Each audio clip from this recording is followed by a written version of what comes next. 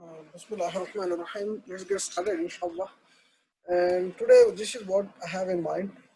We'll do a little bit of one or two bullet points, a little bit different and stray from the agenda, but mostly we'll recap and practice what we have learned so far, right from the day one, relevant to development with Angular rather than contrasting, defining, and all this stuff. So we'll just get started with is from scratch, building a new Angular app and see where it leads us.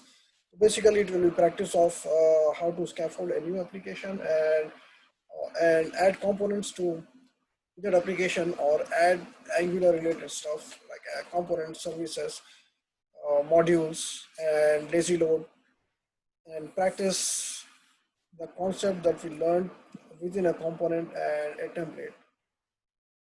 So let's get started, inshallah. And for recap, let's go and have a look at the agenda from yesterday.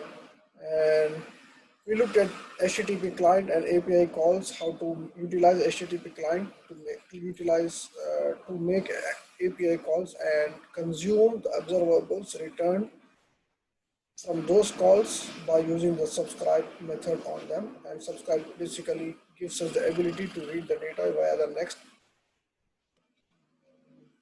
function call. And on error, we can use the error uh, returned by that subscribe and then do it something with that like we just log to the console, but in a real world application we log it to the actual log so that we could go back to the logs and troubleshoot what went wrong. And we looked at a basic form and what kind of properties or states that a form or a control exposes that we could utilize to build a responsive interactive application.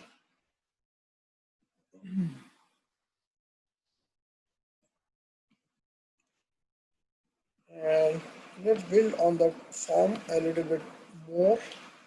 So basically we have seen the same states on the form, on an individual form control or angular control. I don't know if I can call them angular control, but angularly decorated control and on the form itself. And that was possible because both the form and the control, they derived from an abstract control on which these definitions are present. And that was the reason we could utilize them. So we did not actually utilize these states except for disabling the submit button until and unless the form is valid. So that's one of the way. Let me get started with ngserve. And over here, similar to disabling the submit button, what we can do is style or provide an error message when the input is invalid. So let's go ahead and do that like right before the line break. Let me add a span. This choice is up to us. It's a design choice, but right now I'm not focusing on the aesthetics of the design, and rather than just the functionality the Angular offers. So we want this span only when the input element over here is invalid. So the directive that we use is ngIf that we have used earlier. It's either display this or don't display it. Another thing, instead of ngIf all the time, that we could do is just use the hidden attribute and bind it to the valid or invalid property. Hidden if it is invalid. And what is the difference? Why prefer one over the other? Hidden preserves the space for this element, but it's not visible to the user, but the space for this element is preserved if we use hidden.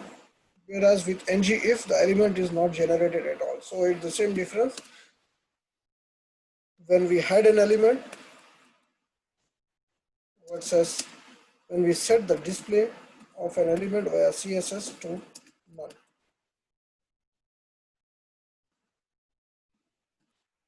So when this product name is invalid, what do we say? Over here is the message. So product name is invalid. Let's see what kind of effect that it has on the web page, on our page right now. So name is valid. Let me refresh. Let me just check. It compiled successfully. It is hidden if it is. It's shown. It should be shown if it is invalid. So it should be hidden if it is valid. So that was a little bit logical error on my part.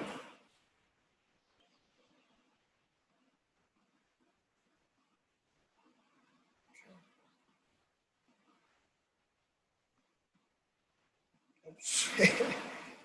Okay, let me think it over one more time. Should be hidden. It is valid.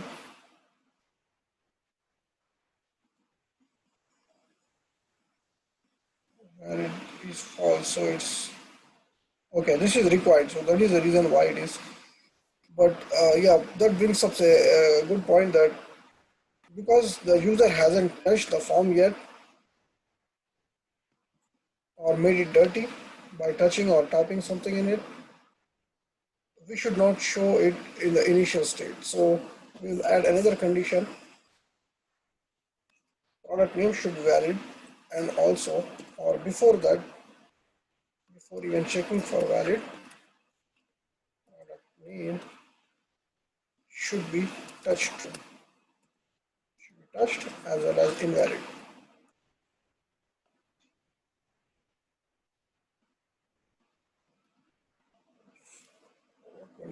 It is touched.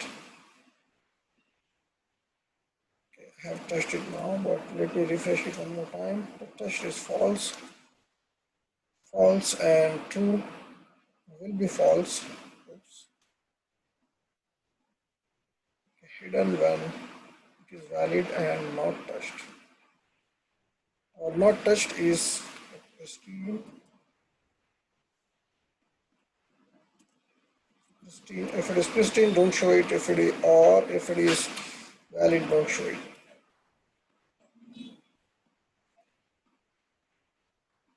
Okay. Now I have touched it. It's still invalid because the minimum length should be 3. It's still invalid because it's required. 1, 2, 3. Now it is valid. That error message is gone. Go a step further right now just to differentiate it from other things that are being rendered to the page. Instead of class, I'll just use style on it. Style. Just color it red. Because that's an error. Red seems more appropriate for an error. Same thing we could do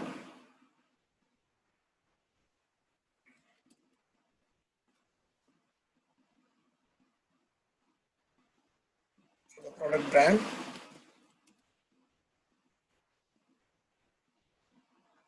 So we are able to use this product name or product brand because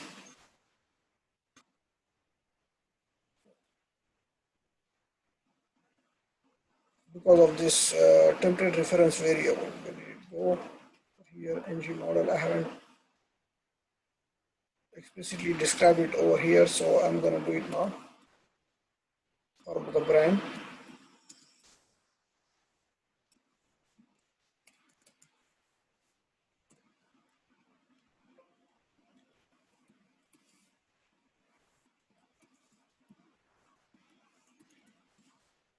So Visual Studio, what Visual Studio provides is Control W is to select the entire word, which I'm kind of used to. So whenever I press the Control W, it's oops. Visual Studio Code is asking me if I want to close, because in Visual Studio Code the shortcut for Control W is to close that particular file or the tab. So let me open that add product.html back.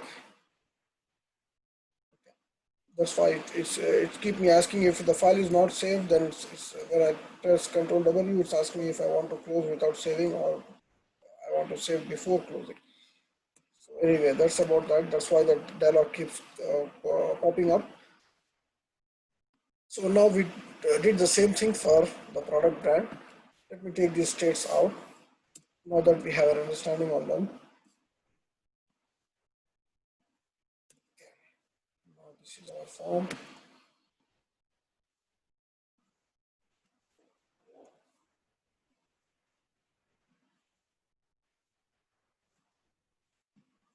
Now let me add a product. Now let me go to the products and have a look at what products we have. We have two products. Let me click on add product and add one more. Maybe just name it third one. Brand, let it be done. Submit and see if it works. So let's go back and look at the submit code if we have that in place. No, we don't have that in place. And for some reason, it's not complaining that we don't have this form at all or this method at all. So let's go back and add this method and add it to the actual array using the service that using the product service to the products array. So array, just to reiterate, this is how we inject a service. So private product service short ps product service. We import the product service from its file, and I'll go ahead and rename the private variable. So this dot product service dot, we don't have an add product yet, so we'll just go ahead and add it over there, add product.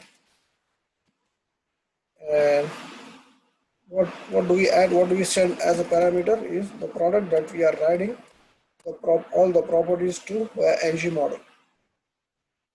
Let's go back and look at the template. So ng model is binded to product.name. Product is a property on the component product over here. So we just send the entire product over here to the service because ng model takes care of the binding so that all the properties are filled in via ng model once the form is valid and the submit button is clicked. So I'm gonna use the Visual Studio Code's ability feature that lets me add when something is not existing on some class. So declare method add product. So when I control click on it, it will take me to the definition of it. Add product is there. Visual Studio Code generated or scaffolded it for me. And now I'm gonna add the code pertaining to that. I'll just reorder that after the constructor. Add product. It's very simple. This dot products dot add push instead of add for JavaScript the product that is provided via the input, via the argument. Before that, I need to update the ID. So this dot products, I'll just get the max ID and add 1 to it and make it the ID of our new product. So products dot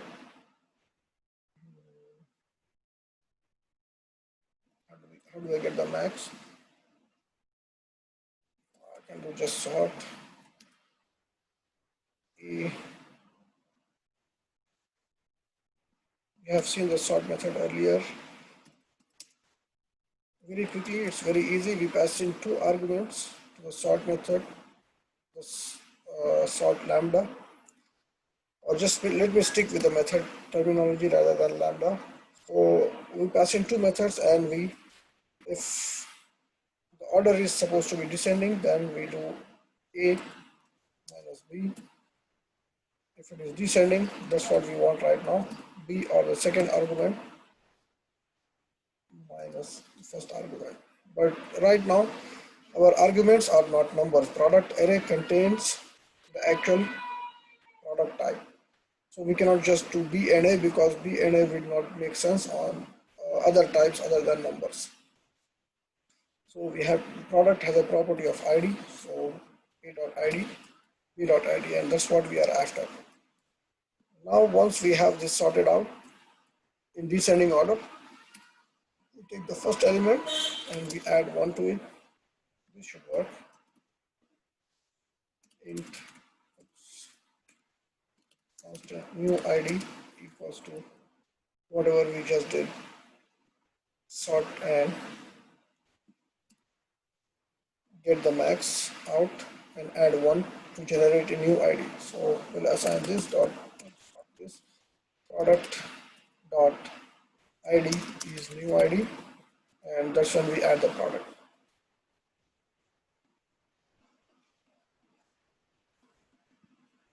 Let's see if that worked. Third,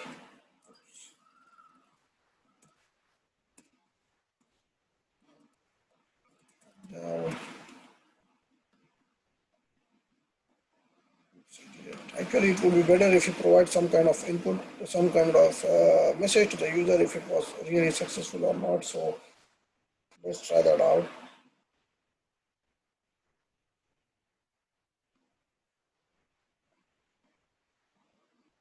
Service, and then when the product is added, let's just write out a message, or before that, let's put a label somewhere.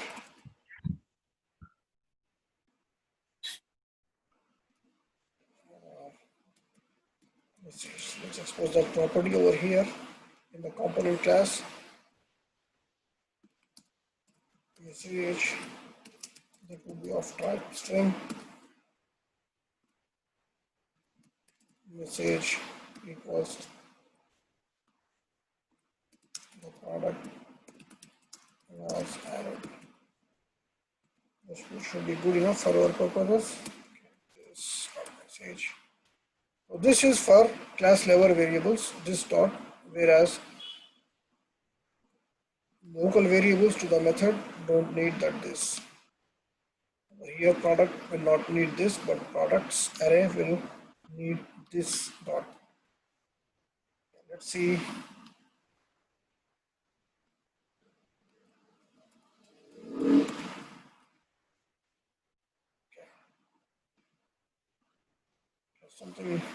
Something wrong is happening somewhere. Let's troubleshoot that. So instead of going to the code all the way, digging deep into it and trying to set a breakpoint, one of the easiest way to set a breakpoint is just write a debugger statement right where we want a breakpoint added. So let me add a debugger over here. Debugger column, good enough. And let me add a breakpoint in the component class too. Let's see what's going on.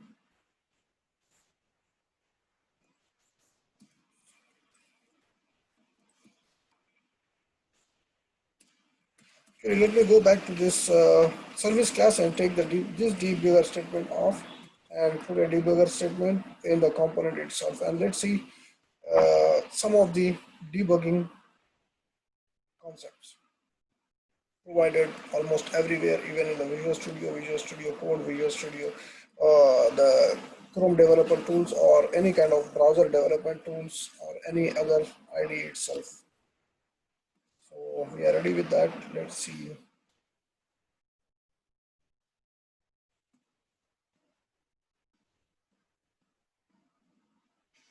Submit the form is not defined. Okay. So it did not even give me an opportunity to go to the form itself because it's not even defined somewhere. Maybe there is a typo.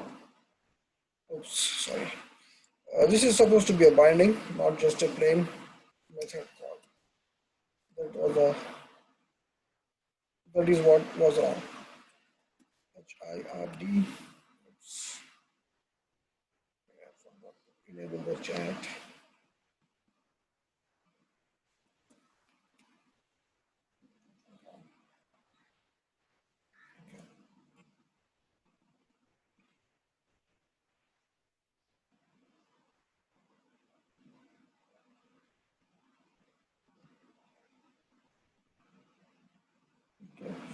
Still something is wrong.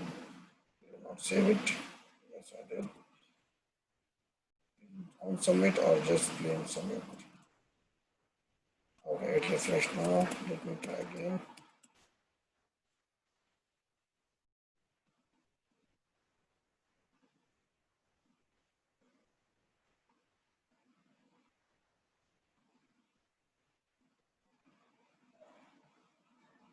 Just warnings while compiling and omitted no files. Let me make some change and see what's going on.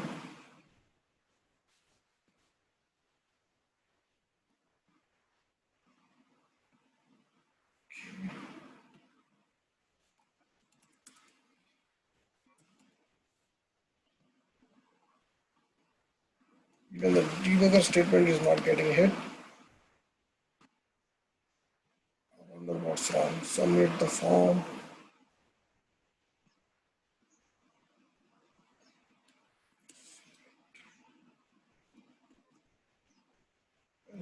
Just submit or on submit. Let me just try the other one. Sometimes I get confused with on keyword. Okay, THIR, third, down, submit. Okay, that was the issue. Okay, now that we have a debugger statement, and let's see. Probably you already know this, but just quickly enough. When I click on this resume or F8 shortcut, that means go to the next breakpoint directly. When I hit over this one, step over the next function, it goes to the next statement, not the next breakpoint. This is the next breakpoint, this is the next statement. Let me think on that. So this is the next statement. Even though there is no breakpoint set over here, it just stops the execution over there so that we could do something. We could troubleshoot the next statement. And the next icon over here is step into that function call. So now we are calling a function called add product. If you want to go inside that add product and troubleshoot that, then we could just hit it. So we get inside, and then we can do the same thing all over again, depending on what we need. Go to the next statement.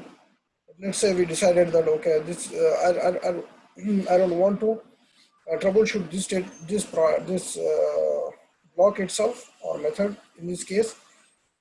Then I can step out using this the other icon, the icon pointing upwards.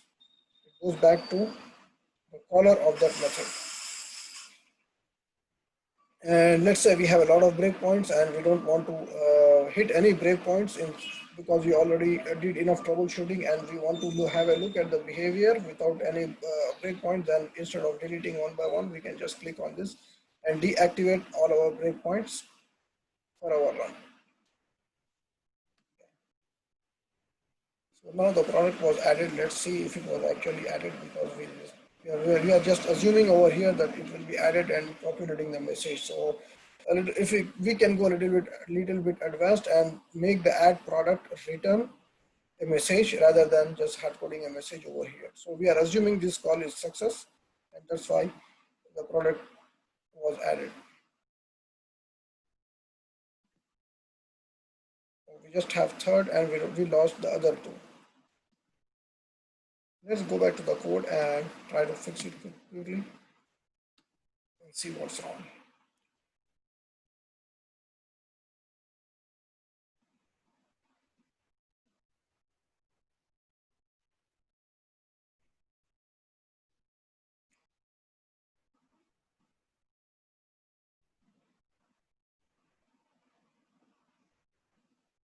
Okay. So when we change the code, the application recompile. When it recompiles, it erases all the state. So it starts from scratch at that same route that we were on. So we were on the route product slash add. So that route is preserved. And when we make changes, the state is gone. So the state is back to products is empty array. But the get products populates couple of products over here, P1 and P2. But because we never call this, the products array remained empty. So we need to call that first. Let me refresh it back to the original state. So I have two products. Now that products root is called, I have two in that array. And if I add, we should have a third one. If it doesn't, then we'll troubleshoot what went wrong.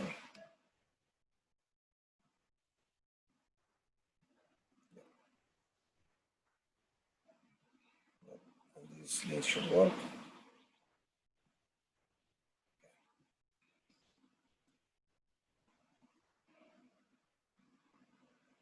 Do the chat window again.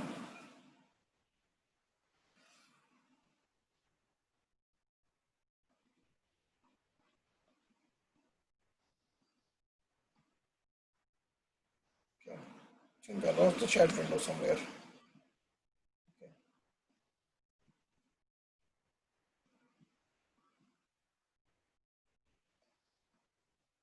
It used to stay up all the time. I don't know why it is going behind.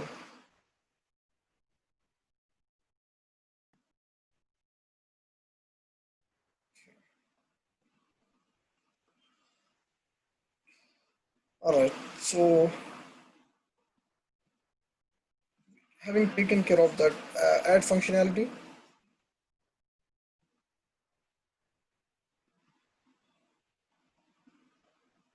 let me dwell on something else, something different. So right now we have a totally different route to actually add the products. So we have a separate component for it.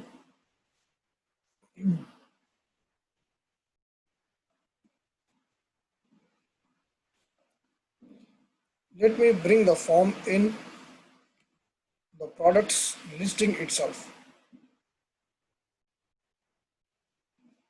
and see something else. A demonstration of a little bit different concept.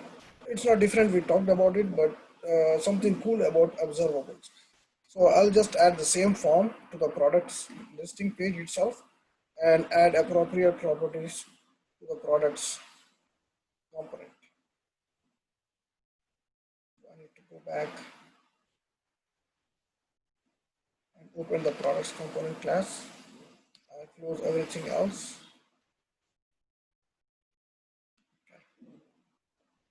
And bring up the components that we are interested in right now.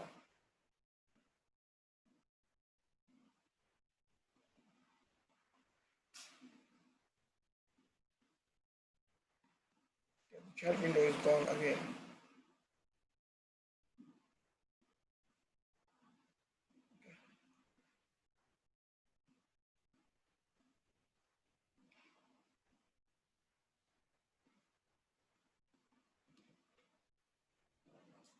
So we need a product property over here.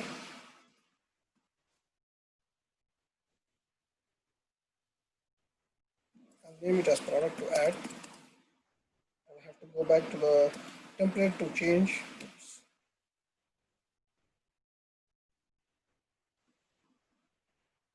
the property used, but that's better than I think using the product. But that's fine, we'll just not waste a lot of time on that. We can go back and rename it if that is better, but let's save some time over here.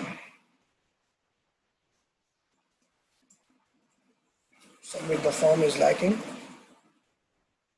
can go back to the add product and copy it from there because we don't have specific logic to the add product over there. All we are doing is grabbing the product that was filled in by the data binding and then passing it over to the service.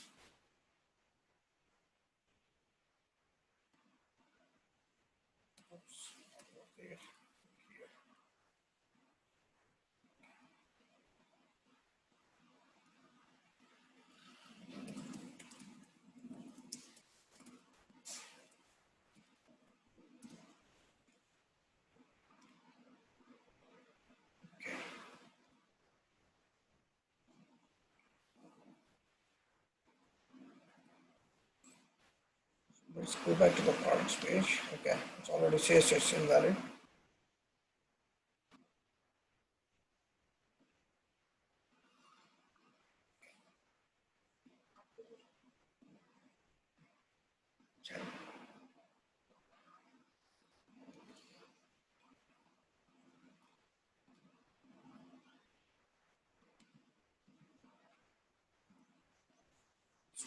We have everything. Somehow we lost. Okay, let's go back and have a look at the template. Let's see what's going on. A lot of products, and this is not loading properly anymore because we are.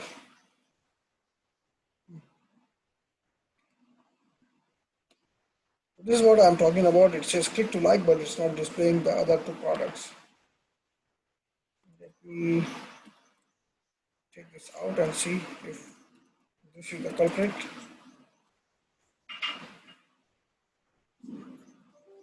Yes, it is. And try to see what is going on. Okay.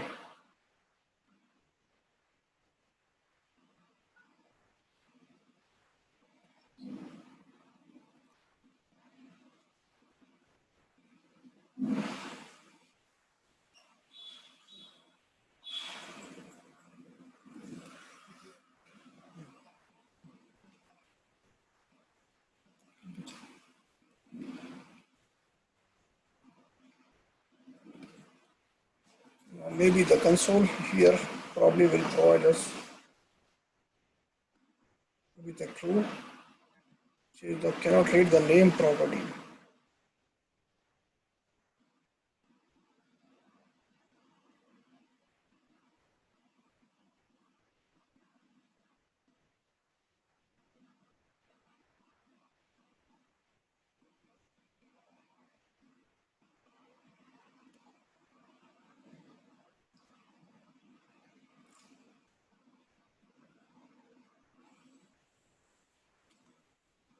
So let me adapt to what's going on instead of trying to fix that and spending some time on it. Let me do a little bit something different. So I'll just add a button over here and put type button and value add default product. I'm just naming it default because I'm gonna hard code it and see the concept that the concept that I was trying to describe can be achieved in a different way rather than fixing that. Let me just go for a shortcut. So on click,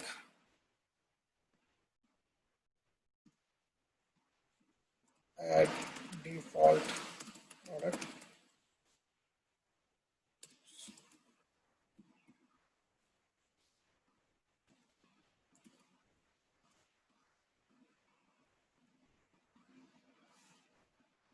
I'll rename this because we are not using that anymore.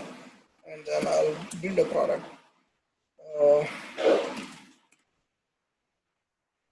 Constant product equals new product.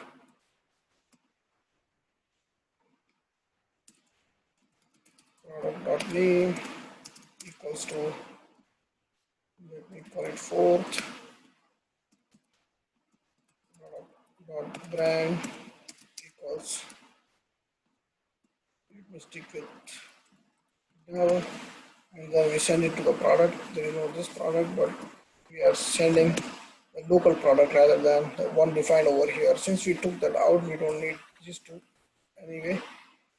Maybe we need a message for later on, but we'll see. If we don't need it, we'll take it out. So this dot message, the product was added.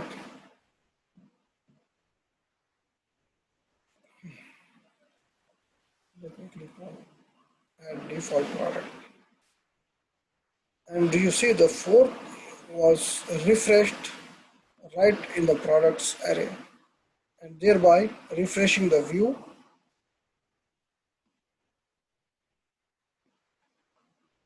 with the products. So this is the magic of observables. So let's go back to the observable, the definition of observable. Before even that, let's see what observables we are actually using on this page. So we are iterating over the products array. And what is the products array? Products array is populated via the call to the service get products, and get products returns as a subscription or an observable, an observable, it returns an observable that could be subscribed, right? And that brings us to the definition, a little bit advanced definition of an observable. Observable acts on a stream of data, and that stream of data could be available right then and there, or it might be available at some point later in time. So that is what happened over here. When the user clicks on add default product, the array is updated with a new product, and that value and those values are emitted again, and the new value is emitted again at later point of time. That is, after we have called the get products. Initially we had two products, and then clicking on add product button added a third product to that array, and it emits the third product back. And because it follows the observable pattern, that value is emitted right away, and because it is emitted, we consume it using that subscribe method on that observable. So hopefully it demonstrated. I mean, we went for the default product instead of trying to fix the form, but we could easily fix the form, spend some time on it, fix the form, and then demonstrate the same. But either way, we just demonstrated the capability of observables. And I believe that was pretty cool. So it depends on our design. We could easily provide a new route so that the user adds a product on the new page, or just make it available on the product listing page itself. We don't have to provide a UI right over here with the complete form. We can make it as a pop-up as soon as the user clicks on add default product or add product. In the other case, in the other design, instead of taking to the new route or providing a form right over here, we can provide a form on the pop-up, and as soon as the pop-up is closed, this will get auto refreshed. So it basically depends on the design.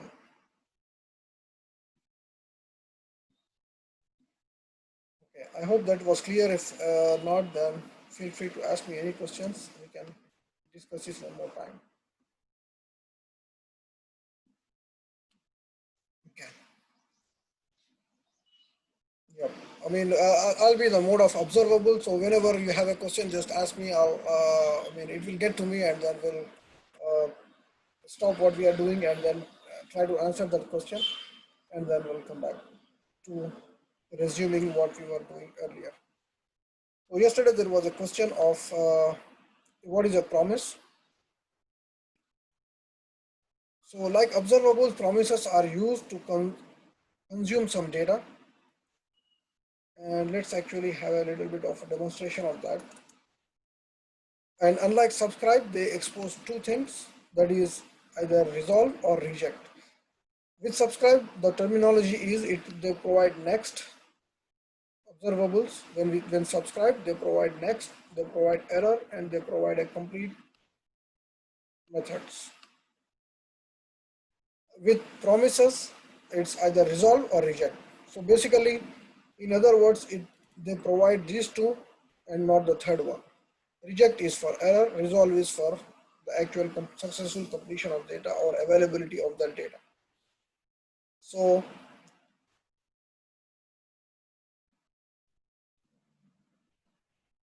okay, that's pretty cool.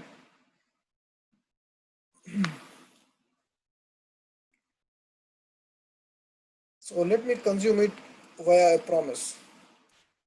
But for that to happen, I need to add a method that returns a promise on the service itself. So let's open the service.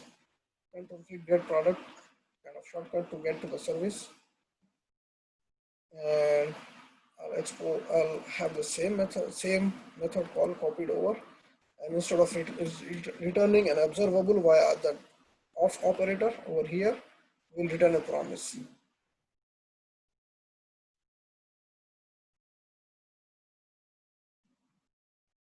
Since I copied it.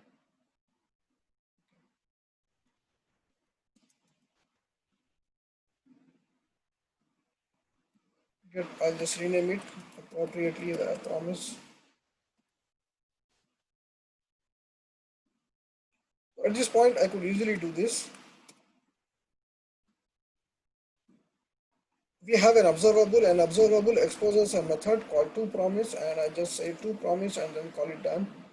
And instead of observable, because we are not returning an observable anymore, we are returning a promise.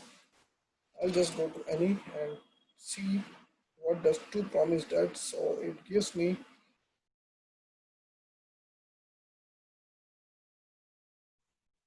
promise. It gives me, what does it give me? It gives me a promise of any array. So let me change it appropriately.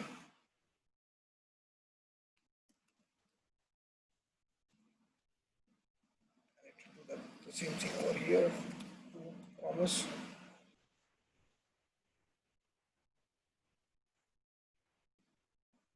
Everything is good now. And then how to compare that, how to consume that promises. I'll just comment this one. I don't want to duplicate a lot of code. So let me comment that out.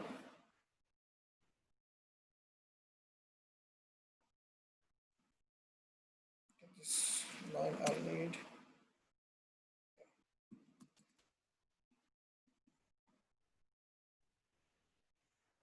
This dot product service dot get products via promise. Then dot catch. So just like observables yesterday, I just copy, I just write out the skeleton and then I add the code in it. So like I have shown you yesterday, this is my habit, and I think it serves me pretty well. I just code this data, arrows to something else, and then error, arrows to something else, something that I could write code in, and the complete arrows to something that I need to fill the code in later. So similarly, promise exposes two things like I mentioned, but the terminology is really different. It's for resolve, it's then call, and for error, it's catch call. So then gives me data just like the next over here, and that with that data I could do something. In our case, the requirement is populate our products with the data. And with catch, it's returns an error. It doesn't have to be error, it can be error one. For the moment, I'll just log it to the console. Yeah, instead of typing the console all the time, the shortcut in Visual Studio is just type log, and it infers that it is console log. One thing I don't like about this is it goes to it adds a new line which I don't want. Or we don't have to log all the time. We can just error out all the sometimes. I mean, in this case, because it is an error, it displays the message in a little bit different color in the console if you use console.error rather than console.log. So let me go ahead and write that to the log as an error rather than just a plain log. So this is what is a promise is, and this is how we consume the promises. Let's see if that worked. It did. The page refreshed and something happened on the page.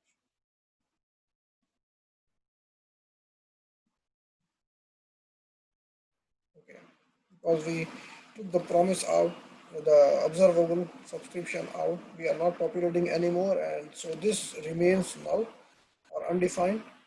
So that's what it's complaining about. So this cannot be unsubscribed. So if I have to comment this one too.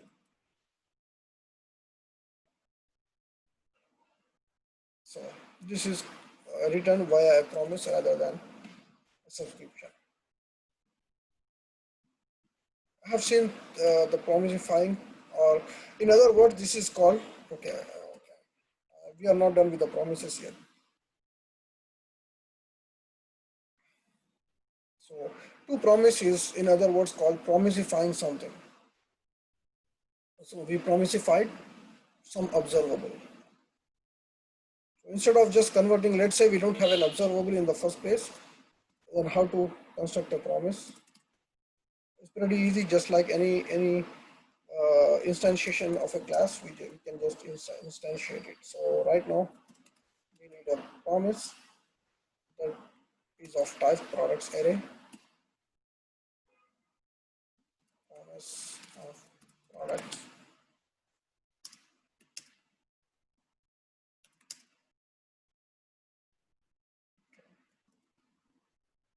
This is a C sharp syntax, that's why it's complaining about it. That's why the IntelliSense is not popping up. So constant variable name, the type is this, and then now new promise. Just paste it. So when constructing the new promise, we provide it a resolve function and a reject function.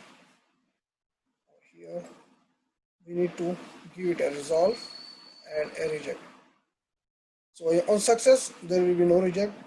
It will be only resolve, and if some error happens, then it will be reject. So that's how we construct a promise or a new promise and return it to the UI. So I'll not go further in it. I mean, this is I consider out of scope, and I have described this enough. But what we left out is just adding that resolve and reject call. So I went to this extent just to demonstrate the difference between resolve and reject. I mean, the terminology where resolve and reject is used compared to where then and catch is used. So then and catch comes when we are consuming the data. In other words, whatever is resolved comes with then, and whatever is rejected comes with catch. So I need that. Let me take the promise stuff out.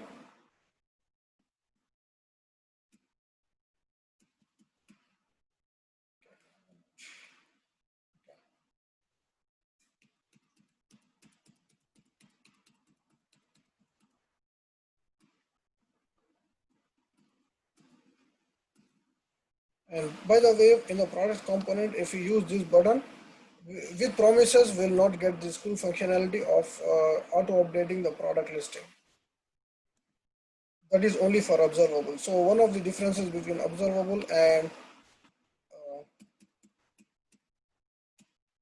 promises is promises. Okay, let me go back and try to compose myself with a better answer. Promises are not lazy. What that means is, with observables, we have seen that when we add a product using that add product button, there is a deferred execution or lazy execution. So as when we subscribe, that's when we get the values. But with promises, as soon as we uh, do the dot then, the values are available. But with subscribe, the values can be available over time, as and when they become available. That's why we could utilize that add default product, the cool feature, and update our listing right away.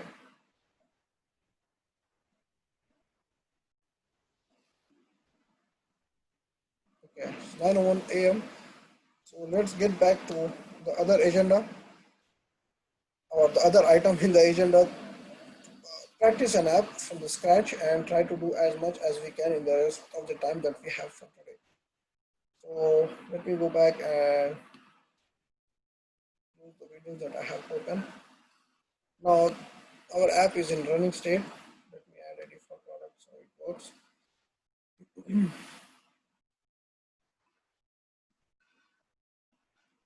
Close the folder over here, or let me just open another instance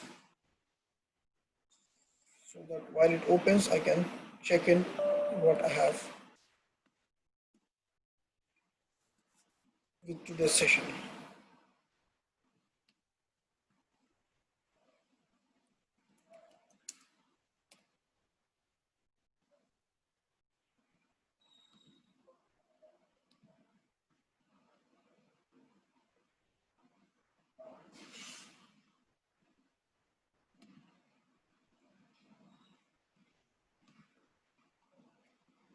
Okay, so to get started we need a terminal. We can go for a new terminal, and then use the command to generate a new app, ng new,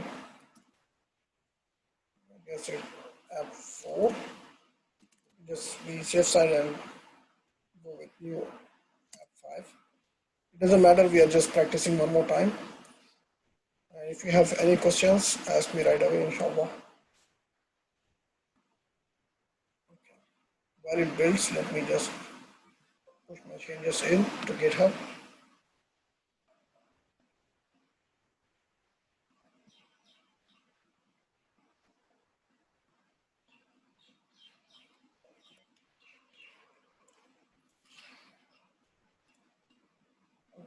Routing, let's go with the routing.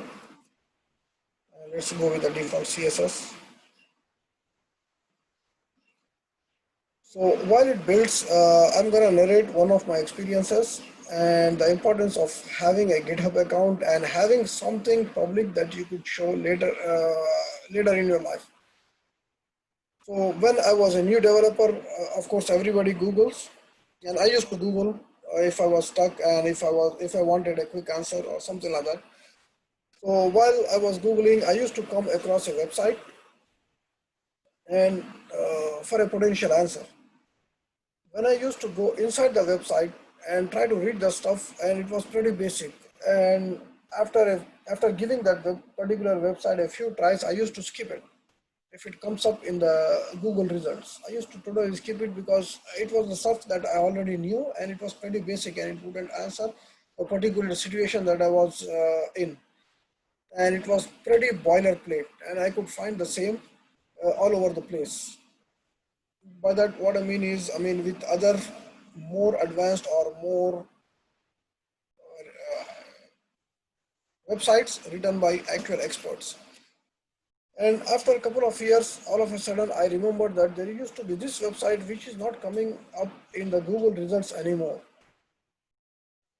So I happen to remember the exact website because it was a good name, easily rememberable name. So I actually typed website address in the address bar and hit enter, and I noticed that he's not writing those articles anymore, but there was an updated profile that he is working for Microsoft now. So basically those articles and those tips and tricks were not advanced anymore, but he used to write them. That's very important. Having a public profile is very important. So have a GitHub account. Right now, if you are not comfortable, just have it as private. But down the line, you will realize that at some point of time, you are not expert, and nobody is expert when they are beginners in that field. And I'm not saying this as, let me describe in a different way. I'm a .NET guy, .NET developer all my life, and Angular I have started like 2 years back.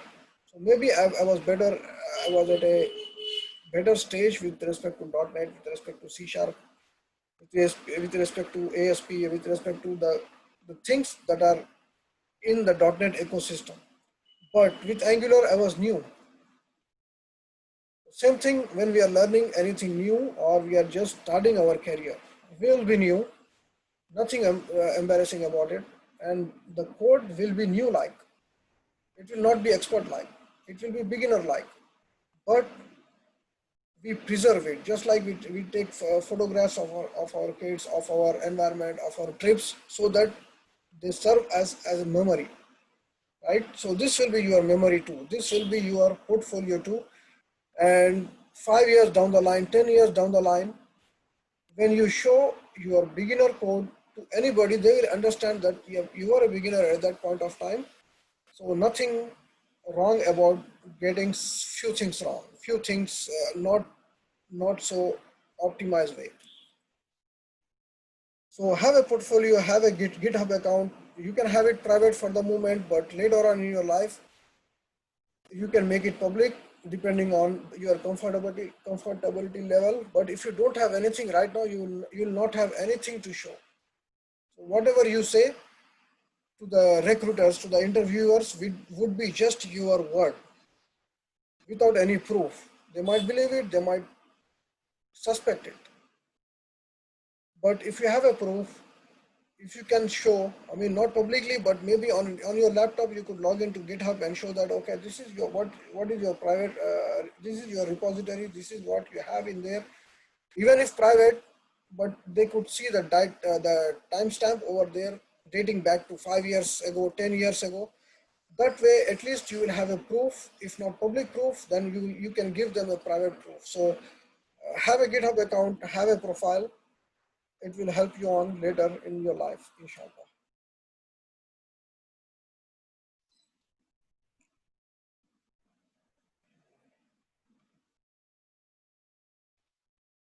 So I mean, this is taking a long time than I was expecting it to. We should have finished by now, but instead of wasting any more time, let me go to the other window and close the folder of app one. And I think we have other apps ready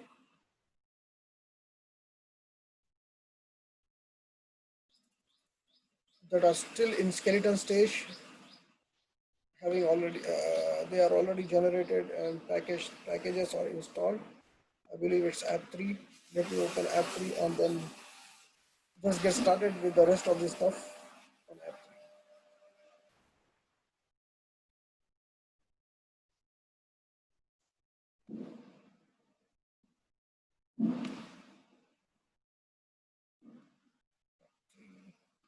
Let me check on this.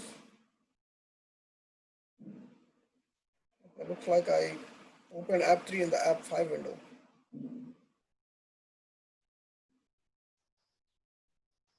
Let me just close this and then get started with that.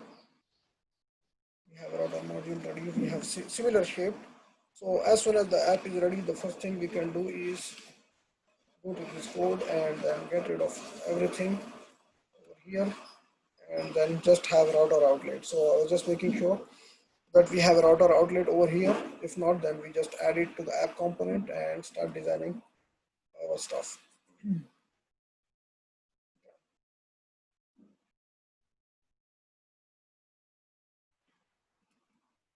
Just delete everything and retype router outlet.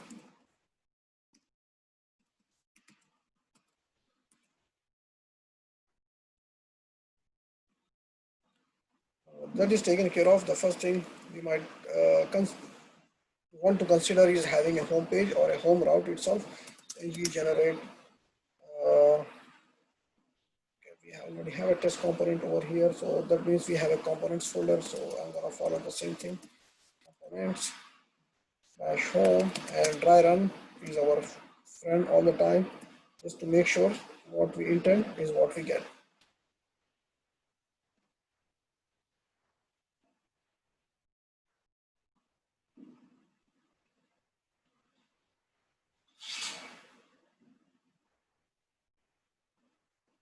So while it builds,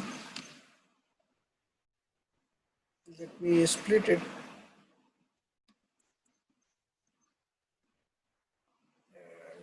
Close this window. I don't have to split that. I need to split this. Okay, right here. Okay, I gave a path, but components ng generate. I forgot the command to ask it to generate a component. I just gave it a path, so that was a mistake. That's why I think it took a long time to figure out my intention, and finally it gave up. Okay, this looks good to me. I'll run without driver flag. Meanwhile, I'll go and add my route over here. And route is basically an object that will have a path and a component or children associated with it. For eagerly loaded module, we just give it a component. Now that is a home component. I'll have one more route. This is for when the route is empty, go to home. But when the route has a home in it, then go to the component.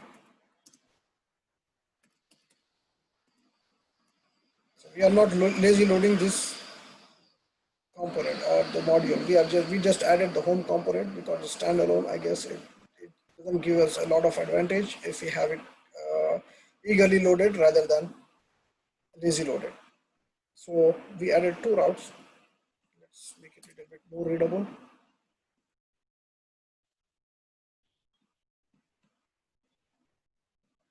So now that is ready, maybe we want to add a navbar next. So components home navbar. Run. Navbar needs to be in the root module because it's supposed to be present on all the pages.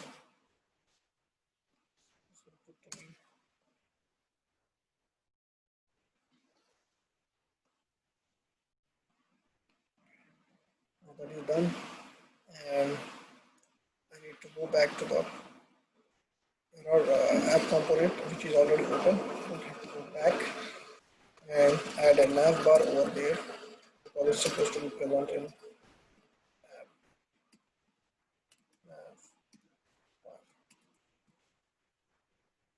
Hopefully that's how it is, but let me make sure.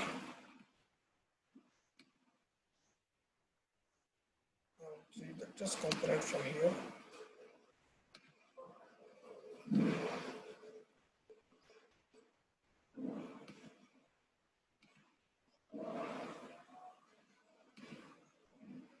Yeah. So now that is taken care of.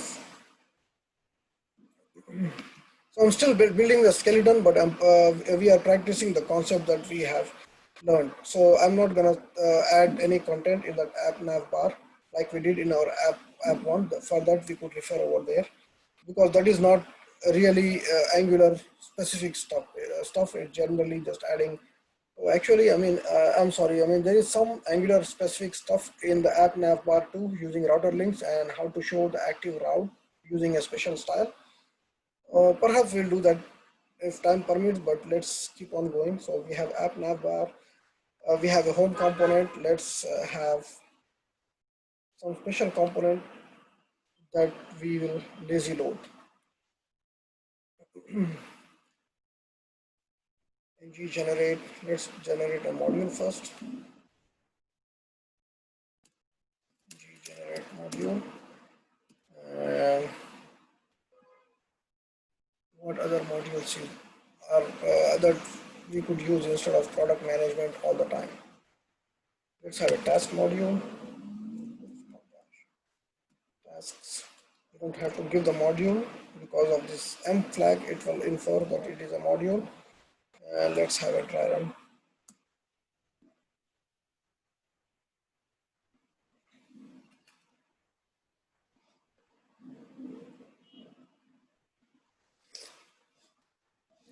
Do we want in the components folder or just the task folder is good enough? Let's go for the components folder.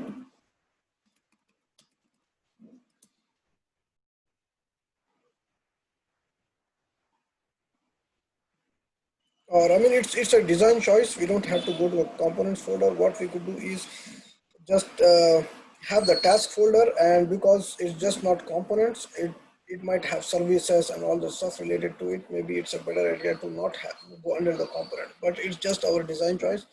So let's skip for that. Let's skip the components, adding under the components folder for now. So without dry run flag.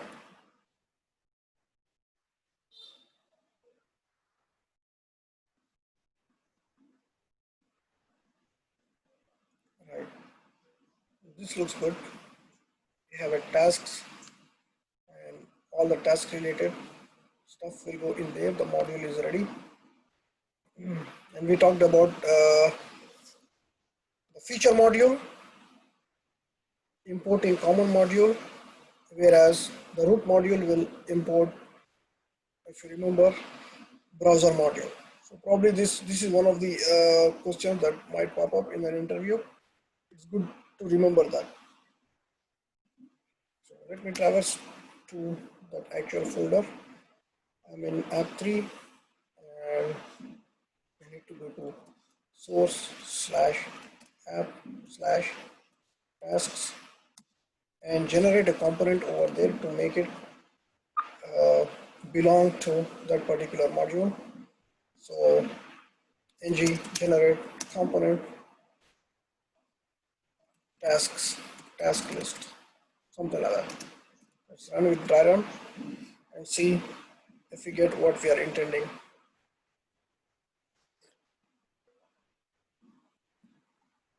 think it looks good.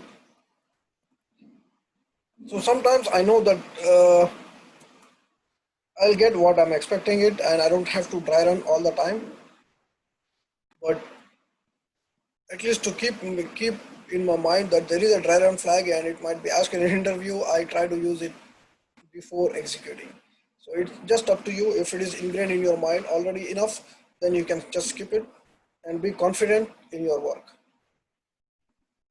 So it did what it's supposed to do. It updated task module, so that's pretty good.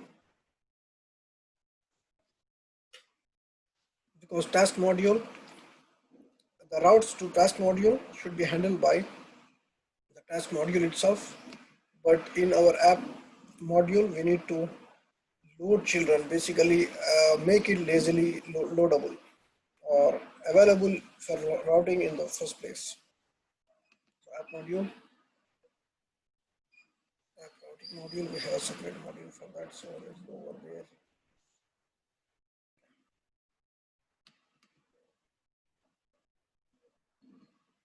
How to lazy load? We have same path, but this time the path is path for the module itself. This is not product. This is probably tasks and load children instead of.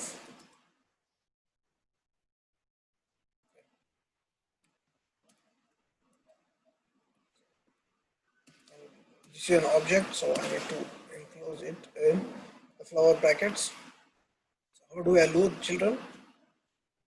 I can give a path to the module.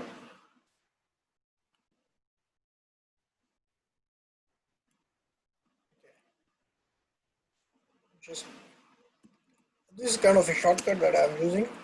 So to get the path instead of me typing all of it, tasks module. So as soon as I do that, it will give me a path over here because it will auto import that I will use. That path I will use for my purpose. Lazy load the module. So I copied that. I'll undo whatever I did to get the path. So now I have the path. Once the path is there, I need to provide it the name of the module. So when the path has tasks, and the path is tasks, or I'm asking the system to load the children of this module, basically asking the module to take care of the paths further on. Over here, I need to add those routes. Router module dot for child, because this is a feature module we do for child, and then it accepts an array of paths or routes, and for those routes need to be configured. And right now the path, if it is empty,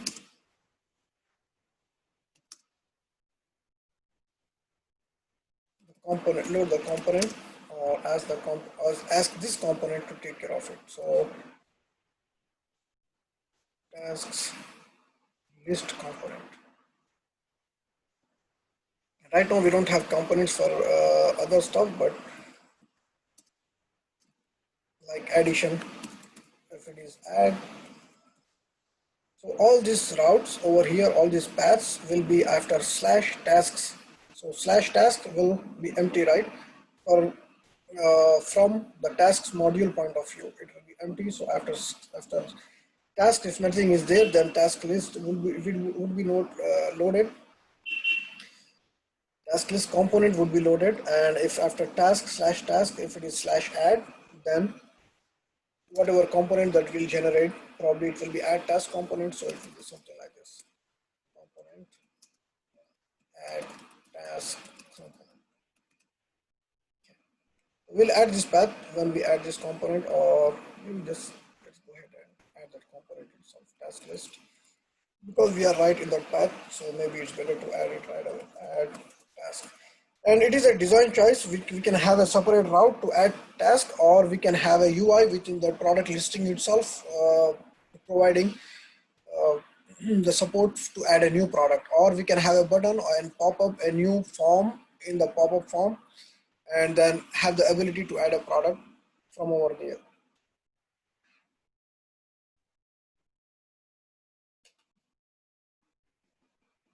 So just go ahead and click enter over here, so that the add task component is ready. And similarly, if we have an edit, path would be something like this, which we'll do in our next session for our product listing. But edit needs an ID or something that uniquely identifies a product. So edit cannot be open-ended just like add, because add a new product there is no ID, but edit needs a particular product that needs to be edited. So we pass in the ID like this. We pass in whatever, it need not be identity, it can be an identifier, some word that indicates that okay, something else will be passed, unique identifier, I mean something. Let's stick with the convention of ID. So the edit path will have something else added to it as an input to that particular component. So component edit task component.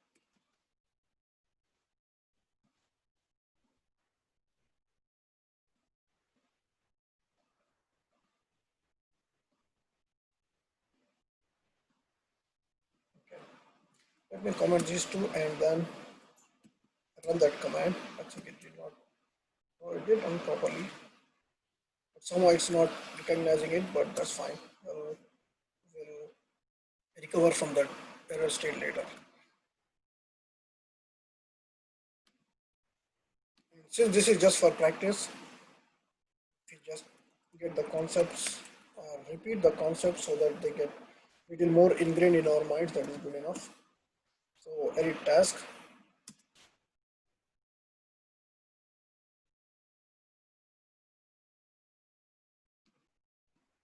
That's what is complaining of, about the edit. The module was already open, so it needed to refresh because it was already open, and I was editing it. It was unable to get a lock on it and override it. So I just closed it and then let's reopen it, and hopefully it's in a better shape. So it did for edit task component, but it couldn't do it. It couldn't add the import statement automatically over there, and it couldn't add to the declarations array over here. So we can add. We'll just manually take care of it. That's all it is to it. And so we generated a component, and let's generate a service. So most likely we'll need a service over here. So ng generate service, task service. Run.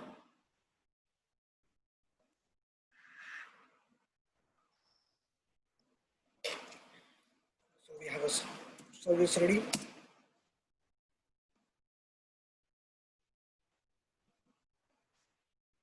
So what we did is we practice scaffolding one more time. We did not go into the components and practice anything else, but I recommend you guys doing the same and have a different phases of practice. Have a phase one of practice just to scaffold your application and try to organize your application so that it gets ingrained in your mind the steps that needed. So tomorrow, if somebody asks you, okay, let's build a new application, then you know exactly what to open and what command to run and how to organize your folder structure. And that in turn will help you in getting confident when you are getting ready for the interview. Confidence matters. Confidence helps in having your voice steady, which is very good, very good to have in an interview. So you'll not be having, I mean, you'll not develop confidence just by reading and reading and reading. You will need practice. Practice will throw you in situations where you get an opportunity to recover from, and that enhances, that improves your practice, that shoots up your confidence. So keep practicing and just throw me any questions that you might have, and inshallah I'll be more than willing to help, more than happy to help. So until next session, assalamu alaikum wa rahmatullahi wa barakatuh.